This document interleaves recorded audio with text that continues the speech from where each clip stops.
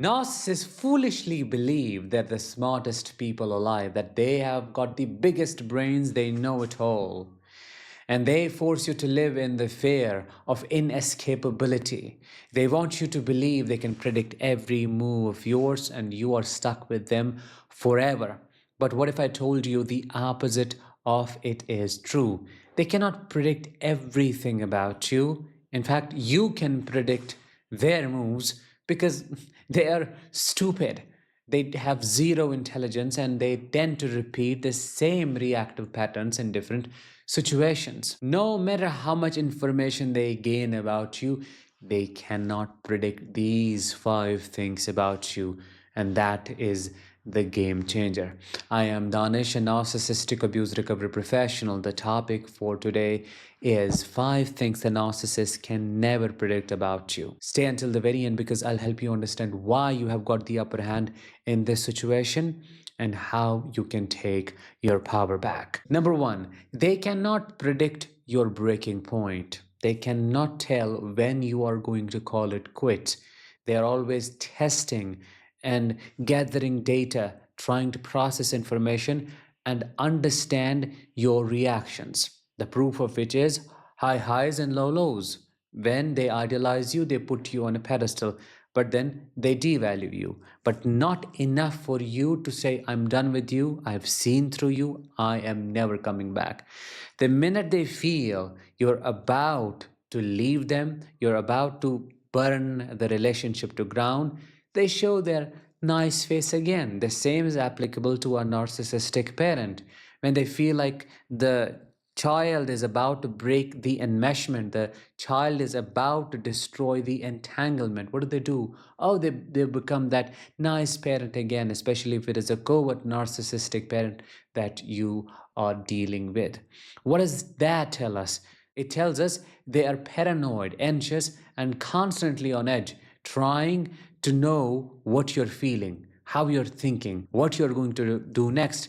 And according to your responses, they shape their personality. Deep down, they know it very well. If they continued behaving aggressively, abusively, and demonically, they will be shunned. And that's the reason they're always chasing you. They're always trying to make you feel something. They keep you predictable and involved by triggering the emotions they can weaponize against you. For example, anger. They know if you will stay angry, you will try to defend yourself. You will try to fight them. You will try to correct them. You will try to prove them wrong. That is involvement. That is predictability. If you remain sad, out of that sadness, you will try to fix a relationship. If you feel grief, you are going to try one more time in an attempt to bargain with your new painful reality. Once they realize you're about to hit your threshold, they calm you down by breadcrumbing you and doing all sorts of things they know will get you thinking they are a nice person. Number two, your ability to bounce back. The narcissist who hurt you highly underestimates your capability to bounce back. They see you as a loser because they are a loser. Everything they shame you for are their personality traits projected on you.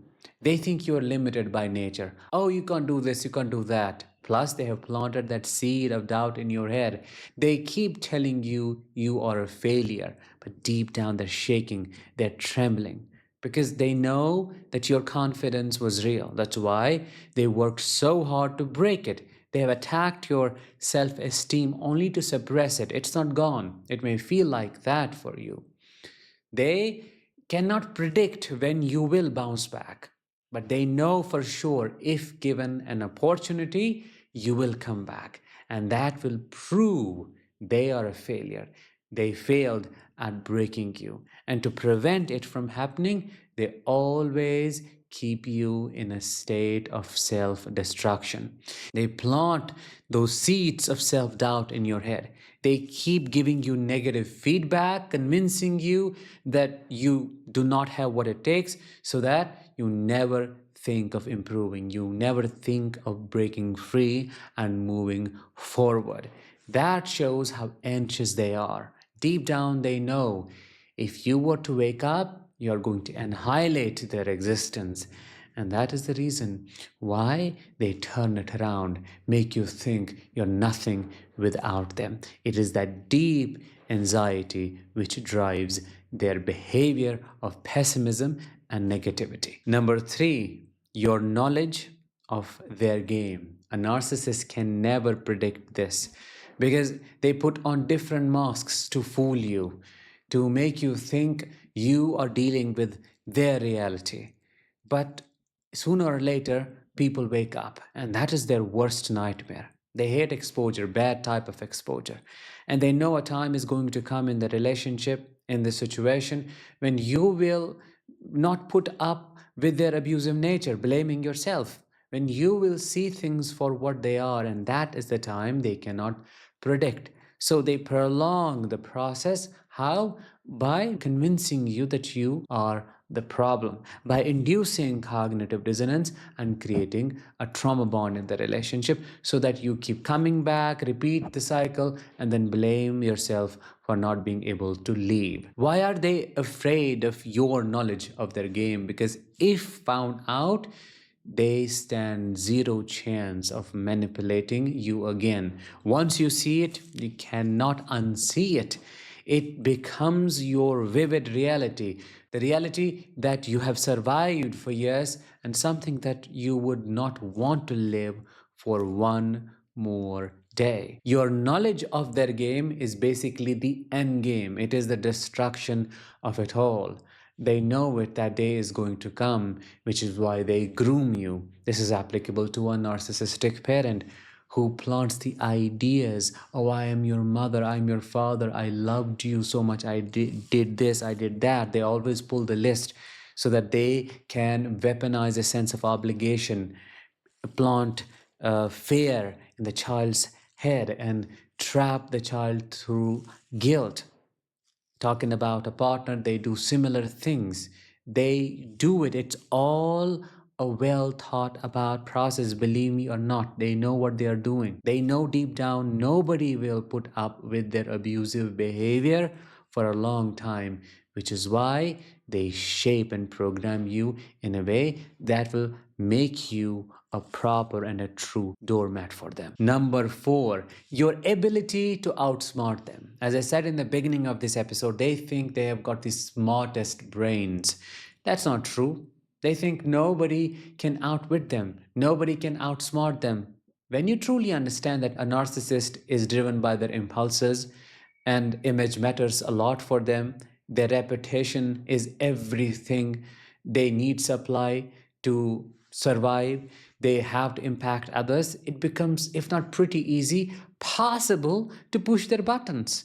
They become the person shooting their own foot, thinking you did it. It is totally possible to outsmart them if you know what you're doing, if you have detached yourself from them emotionally, and if you are not giving in, if you are not reacting, and if you try to stay 2 steps ahead. They believe your brain has got zero capability to think for itself. They see you as this dumb person whose intelligence is worth nothing. You are a low IQ person.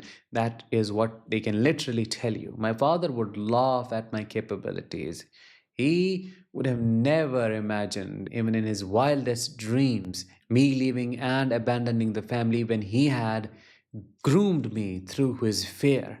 When he had programmed me to stay and serve his ego, he would always approach me like I was his slave, and he expected compliance. How I know he is going to do this? I know he's going to walk on the path that I have set for him. Nothing different. But look at me, I proved him wrong. And that was his biggest mistake ever. Number five, they cannot predict your quiet observations. They cannot interpret your silence. When you're silent, they personalize it. They feel abandoned, which is why they get triggered and demand attention. But what is happening when you're really silent? You're observing their patterns. You're trying to understand what is going on in this person's head. What are they thinking? Why are they doing it? They cannot ever comprehend that you are uncovering their manipulations. You are fully realizing that it's not about you. It was never about you.